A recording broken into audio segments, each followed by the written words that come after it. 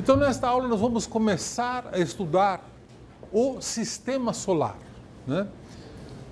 Para estudar o sistema solar, nós vamos dividi-lo em diversos segmentos. Vamos começar estudando o Sol, que é o corpo central de maior massa e maior luminosidade do sistema solar. Depois nós vamos estudar os planetas rochosos, os planetas gasosos, os planetas anões, asteroides, cometas e assim por diante, né? Então, agora nós vamos estudar as propriedades, algumas propriedades observacionais do Sol, e na próxima aula nós vamos estudar a estrutura do Sol, a estrutura interna do Sol, tá? Em particular com ênfase de onde vem a energia do Sol, né? O Sol é o objeto de maior massa no sistema solar. Isso agora pode parecer óbvio, mas nem sempre foi assim, né? Sabemos que todos os corpos giram em torno do Sol, todos os planetas, luas, satélites, assim por diante, giram em torno do Sol porque ele tem mais massa do que qualquer outro objeto. Ele também tem mais luz, ele emite mais radiação do que qualquer outro objeto, por duas razões. Primeiro, ele é maior do que todos os outros e a temperatura dele é muito mais alta. E, portanto, vocês já podem derivar que a luminosidade, que depende do raio e da temperatura, deve necessariamente ser muito maior. Como é que você determina a temperatura do Sol, né? Observando o seu espectro. O gráfico da intensidade da radiação do Sol em função do comprimento de onda, aqui nós estamos em 500 nanômetros e 1000 nanômetros, que é a faixa em que ele emite mais, nós vamos tentar, então, reproduzir este gráfico por uma simples lei que nós chamamos lei de corpo negro, que é uma função chamada de função de Planck.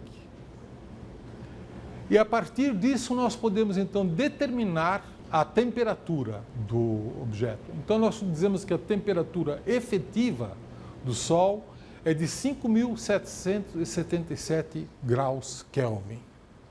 Pode parecer uma temperatura extremamente alta para nós. Para um astrofísico, é uma temperatura média, né?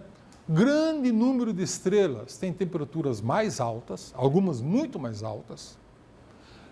Grande número de estrelas, na verdade, em número maior ainda, tem temperatura menor do que o Sol, né? Então, a temperatura de 5.777 graus Kelvin não é uma temperatura muito especial no contexto da astrofísica. Sabemos também que a luminosidade do Sol está muito bem determinada. Às vezes nós chamamos isso de constante solar. É a luminosidade do Sol, né?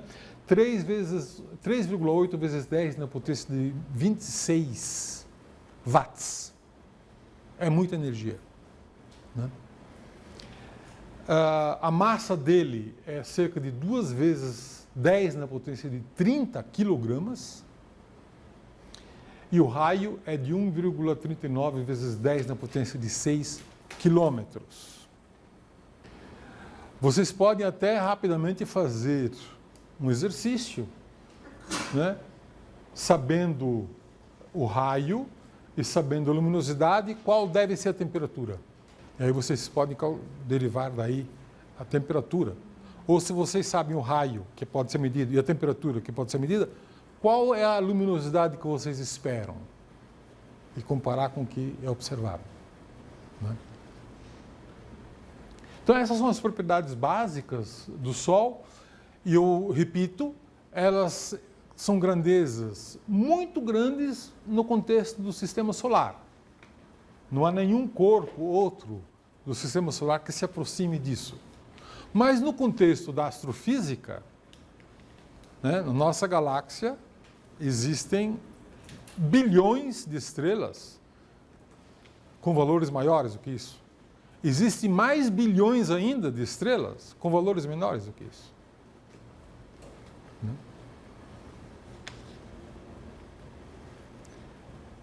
O Sol sempre pareceu para a humanidade como uma luz branca, redonda e branca.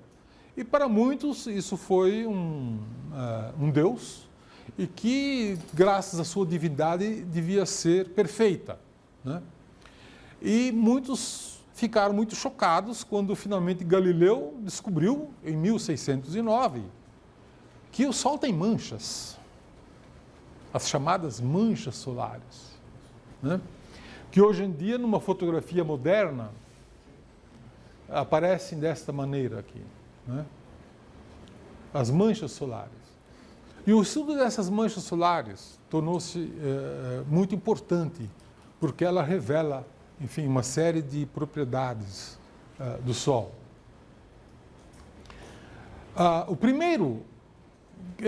Uma primeira dessas propriedades do Sol foi derivada pelo próprio Galileu. Observando diariamente essas manchas, ele concluiu que, por causa da maneira como as manchas se movem, que o Sol gira. E concluiu que ele gira com um período de aproximadamente um mês. Isso já o próprio Galileu havia determinado, né? Hoje nós sabemos que o período, de fato, é de 25 dias no Equador, mas, à medida que você se afasta do Equador, esse período aumenta. E quando você chega a 80 graus do Equador, esse período é de 36 dias. Então, existe uma rotação, sim, mas é uma rotação diferencial. Ele é muito rápido no Equador e bem mais lento nos polos, próximo dos polos, né? Galileu, então, estava aproximadamente certo, né? Essas diferenças foram descobertas mais tarde, né? Exatamente no Equador, o período é de 24 dias e 16 horas, né? Aproximadamente 25 dias. Certo? A frequência das manchas solares que passaram a ser observadas desde o tempo de Galileu, ela tem uma distribuição muito interessante. Vocês vejam aqui a frequência em função do tempo nos últimos 250 anos, né? Aqui é 1760, 1840, 1900 e o ano 2000. Então, vocês vejam que a frequência observada, né, 0, 50, 100 manchas solares, né, muitas vezes chega a 100 manchas solares. Ela sobe, desce, sobe, desce, sobe, desce, sobe. Esse movimento é regular. Ele tem os máximos desse ciclo ocorrem a cada 11 anos. Os mínimos ocorrem a cada 11 anos. É um período, é um fenômeno estritamente periódico, né? É o ciclo solar de 11 anos, né? Nós estamos exatamente agora perto de um máximo desses, né? Esse ciclo de 11 anos, ele tem máximos que não são exatamente iguais. Imagina-se que essa intensidade dos ciclos, de máximos mais intensos, máximos menos intensos, possam estar associados com o clima da Terra, que eles possam influenciar o clima da Terra. E a principal evidência de que isso é verdade ocorreu por uma descoberta de que, por volta de 1650 a 1700, durante 50 anos, as manchas solares praticamente desapareceram, né? Depois voltaram com máximos e mínimos rigorosamente periódicos de 11 anos, né, até hoje. E nesta época houve uma que foi chamada de pequena era glacial na Europa, né? Todos os lagos, todos os rios congelaram e as pessoas começaram a patinar no rio Tamisa, nos lagos de Bruxelas e assim por diante. De tão frio, tão gelado que aquilo ficou, né? Naquelas muitas décadas, a Europa passou por uma pequena idade do gelo, como é conhecido, né? Esse pequena idade do Urano também é conhecido como o mínimo de Maunder, né? Entre 1645 e 1715, né? Onde os manchas solares praticamente desapareceram. E essa associação entre o desaparecimento de manchas solares e um clima extremamente congelante na Europa leva os cientistas a concluírem que há uma relação entre a frequência de manchas solares e a temperatura típica na Terra, né? Isso possa ser um fator importante e que precisa ser levado em conta. Bom, a atividade solar, quando está em época de máximo, ocorrem certos fenômenos, né? Normalmente ocorrem muitas explosões solares, e essas explosões solares provocam auroras boreais mais frequentes, né? Também produzem interferências nas telecomunicações de rádio, né? Prejudica muito as radiotelecomunicações, porque isso interfere no campo magnético da Terra, interfere na ionosfera da Terra, e isso atrapalha, né?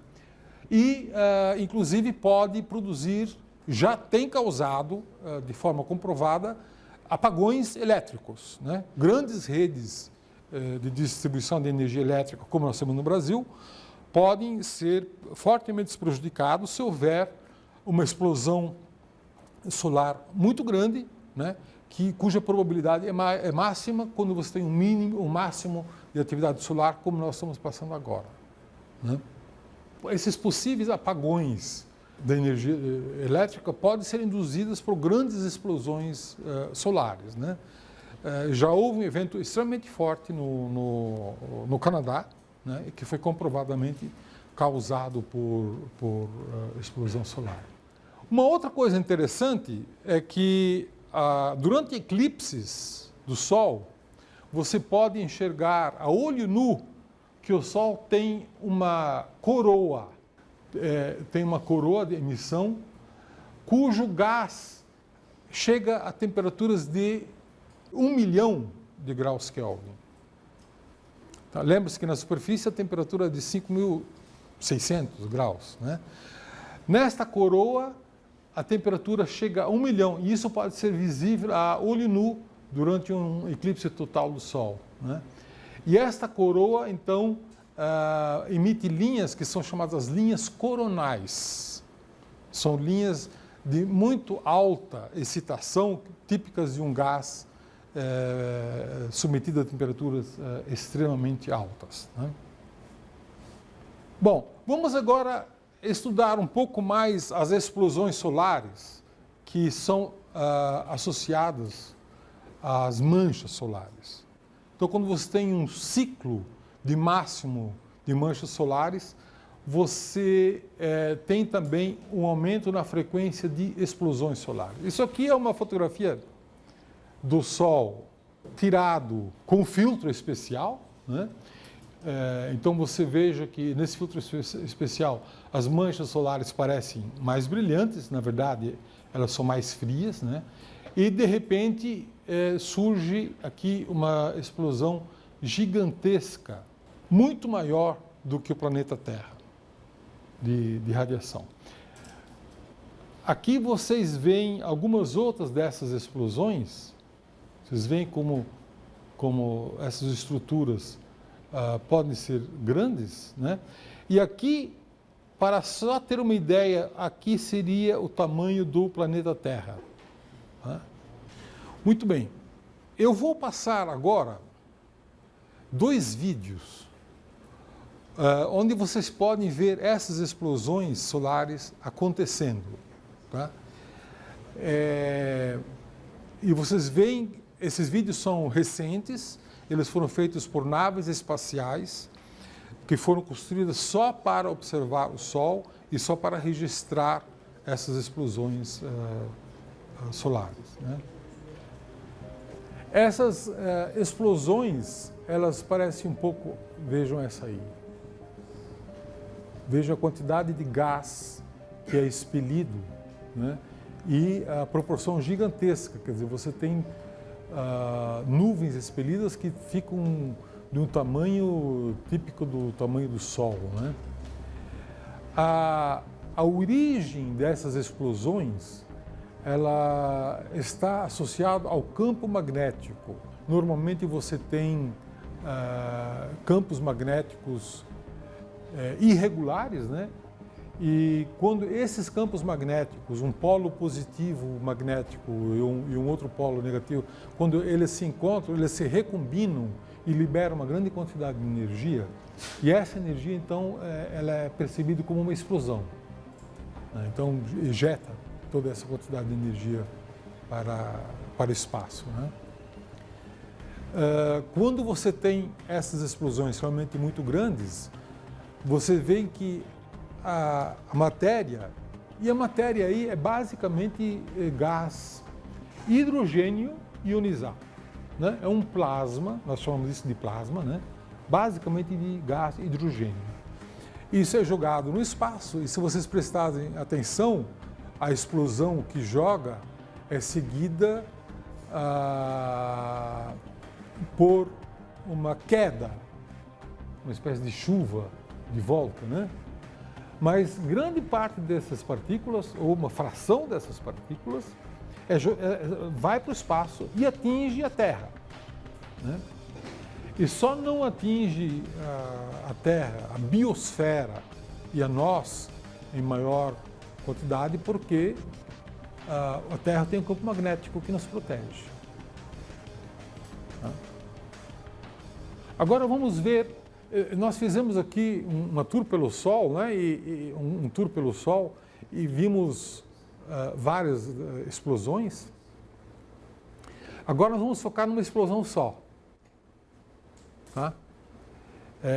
Eu vou passar um vídeo que foca uma explosão só e vocês vejam como essa explosão pode ser impressionante.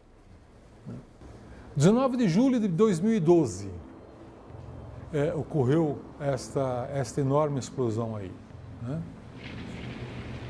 Vocês vejam que existe uma explosão principal, né?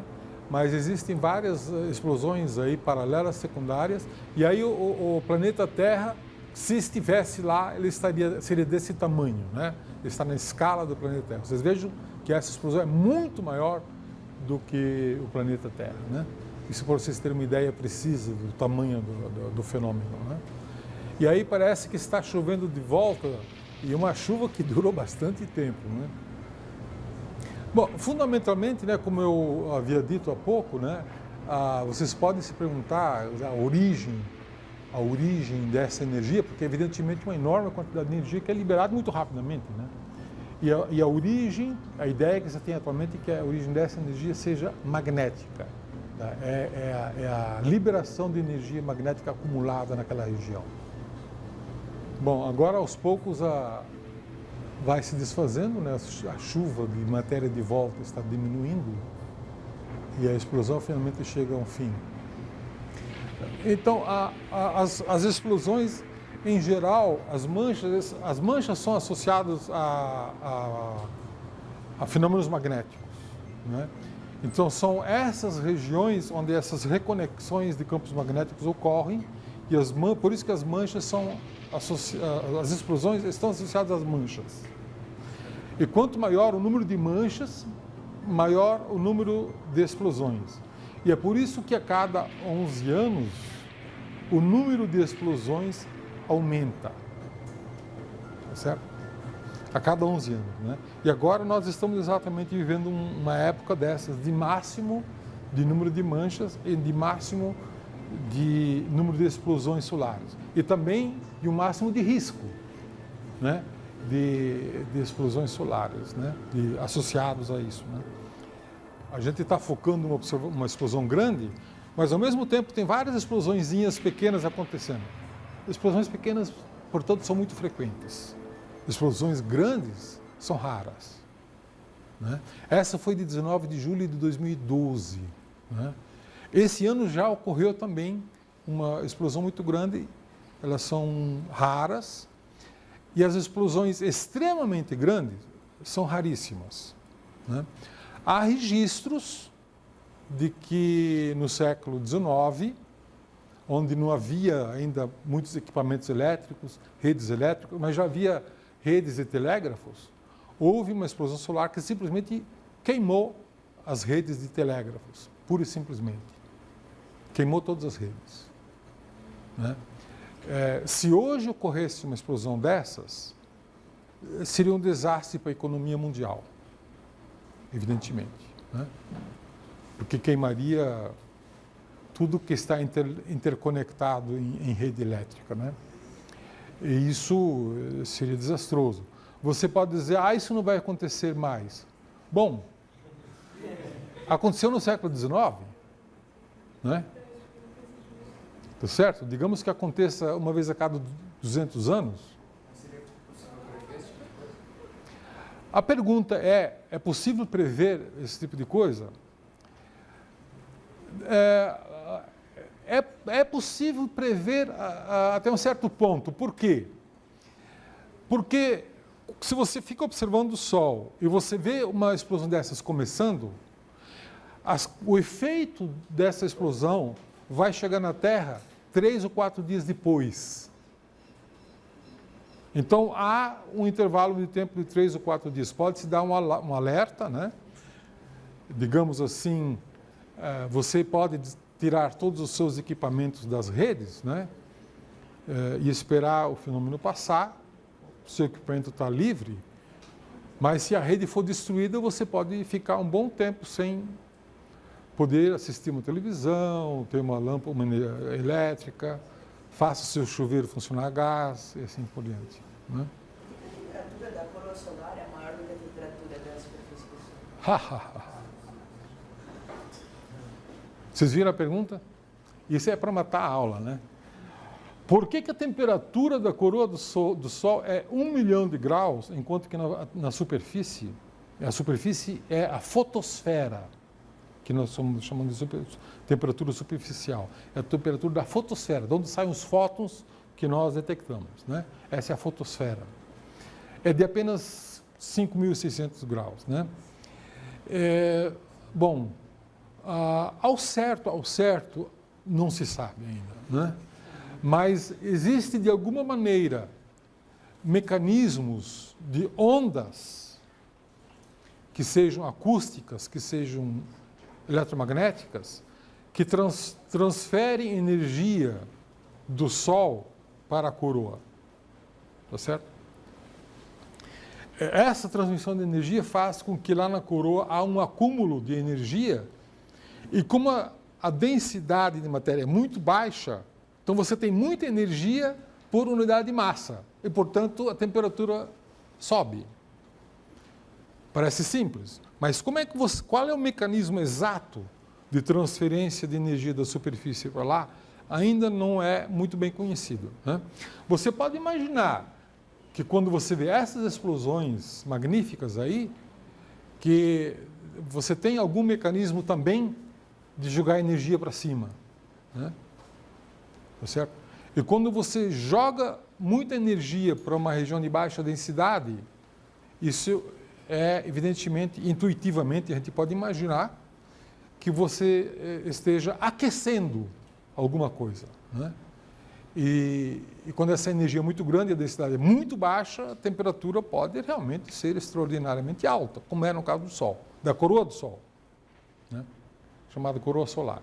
Para quem já viu eclipse solar total, que não é fácil de ver, né? Eu só vi uma vez, a gente vê essa coroa muito claramente, muito visível. Né? Ela é magnífica durante o eclipse solar.